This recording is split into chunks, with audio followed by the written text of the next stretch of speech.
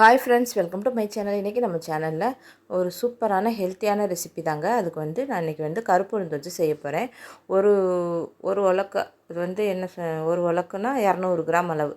ஒரு உலக்கு வந்து புழுங்கல் அரிசி எடுத்துக்கணும். அரை உலக்கு வந்து கருப்பு உளுந்து எடுத்துக்கணும். புழுங்கல் அரிசி தான் நம்மளுக்கு நல்லது. இது பச்சை அரிசி சேர்த்துக்கிட்டோம்னா அவ்வளோவா நல்லா இருக்காது. அதனால் புழுங்கல் அரிசி, நம்ம வீட்டு சாப்பாட்டு அரிசி, எந்த அரிசியாக இருந்தாலும் நம்ம எடுத்துக்கலாம். கருப்பு உளுந்து வச்சு செய்யும்போது இது செம்ம டேஸ்ட்டாக இருக்கும். அதே மாதிரி கருப்பு உளுந்து பற்றி உங்களுக்கு எல்லாருக்குமே தெரியும். கருப்பு உளுந்து உடம்புக்கு அவ்வளோ நல்லது. நிறைய நோய் எதிர்ப்பு சக்தி அதில் இருக்குது. இடுப்பு வலி உள்ளவங்க, முழங்கால் வலி, கைகால் வலி எல்லாத்துக்குமே உளுந்து ரொம்ப நல்லது. புரோட்டீனு, நார்ச்சத்துலேருந்து எல்லாமே அதில் நிறைய இருக்குது. விட்டமின்ஸ் எல்லாமே நிறையா இருக்குது. அதே மாதிரி பிள்ளைங்களுக்கு, பெண் குழந்தைகளுக்கு ரொம்ப ரொம்ப நல்லது. கருப்பு உளுந்து நம்ம களி செய்வோம். நம்ம மற்றபடி பொடியிலலாம் நம்ம கருப்பு உளுந்து சேர்த்துக்குவோம். இந்த மாதிரி ஒரு தடவை செஞ்சு பாருங்கள். இப்போ இது ரெண்டையுமே நான் வந்து நல்லா கழுவிட்டு ஒரு அரை மணி நேரம் ஊற வச்சுருக்கேன். அரிசி அரை மணி நேரம் ஊற வச்சுருக்கேன். அது உளுந்தை வந்து நம்ம கழுவிட்டு ஊற வைக்கணும். இல்லைன்னா நம்ம ஊறும்போது தான் அது தோலெல்லாம் பாதி வரும். அதனால் தோலோடு நான் ஊற வச்சுட்டு ஊறினதுக்கப்புறம் கழுவிட்டு நம்ம இதில் சேர்த்துக்கிறேன்.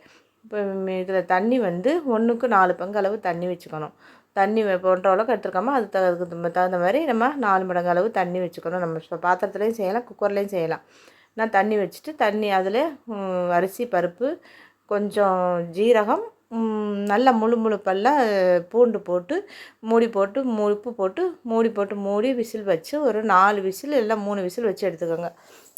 உங்கள் அரிசி எப்போவும் வைக்கும்போது எப்படி அரிசி வேகிற நேரம் உளுந்து வெந்துடும். வந்துட்டு எனக்கு கொஞ்சம் லேசாக கொஞ்சம் தண்ணியாக இருக்குது. அதில் இன்னும் கொஞ்சம் நேரம் வேக வச்சுட்டு அதுக்கப்புறம் இதில் வந்து நல்ல ஒரு முழு தேங்காய், பெரிய தேங்காயில் ஒரு அரை மூடி நல்லா துருவின தேங்காயை போடுங்க. நம்ம கீரைனா கூட மிக்சியில் பல்ஸில் போட்டுட்டு துருவி இதில் சேர்த்துக்கோங்க. தேங்காய் எவ்வளோ போட்டாலும் டேஸ்ட்டு நல்லாயிருக்கும். தேங்காய் போட்டு நல்லா மிக்ஸ் பண்ணி விட்டுட்டு நம்ம இறக்க போகையில் கண்டிப்பாக இதில் நம்ம நல்லெண்ணெய் சேர்த்துக்கணும். நல்லெண்ணெய் தான் இதில் நல்ல ஒரு ஃப்ளேவர் கொடுக்கும். அதனால் இறக்க போகையில் நம்ம வந்து நல்லெண்ணெய் சேர்த்துக்குவோம். தேங்காய் போட்டு ஒரு கிண்டினோடனே இப்போ தண்ணியெல்லாம் நம்மளுக்கு ஓகேவாயிடுச்சு. இப்போ கொஞ்சம் நல்லெண்ணெய் சேர்த்தாச்சு. நல்லெண்ணெய் சேர்த்து அதையும் நல்லா மிக்ஸ் பண்ணி விட்டுட்டு மல்லித்தழை, கருவேப்பிலை நம்ம கையில் பிச்சு போட்டால் தாங்க ரொம்ப நல்லா டேஸ்ட்டாக இருக்கும். கைமணம் இருக்கும்னு சொல்லுவாள்.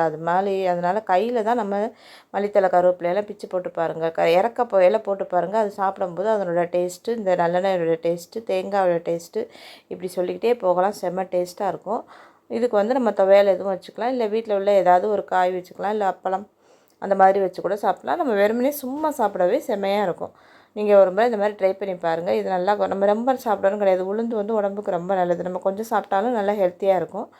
இதே மாதிரி ஒரு முறை செஞ்சு பாருங்கள். இது வந்து உளுந்து சோறு.